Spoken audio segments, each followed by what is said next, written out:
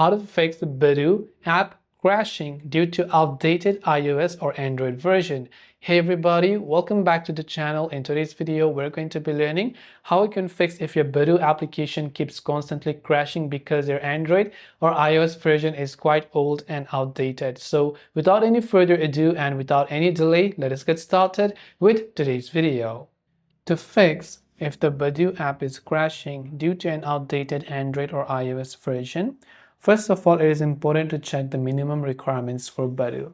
So right here on the Badoo help section, we can see about this app. So from this little, go to your Play Store or App Store and search for Badoo, and right on that app info page itself, there'll be written various options like app info, the minimum version that is actually required. So in the case of Android, the minimum version that is required over here, you can see required OS Android 7.1 and up. In the case of iOS, you can simply search for them within their own settings.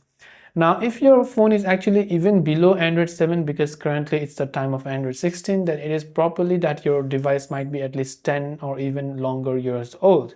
So in that case, it is recommended that you update your device, but sometimes luckily you might have a software update available on your device. So you can open settings on your Android or iOS, go to the software update section and check if you have received any type of update available.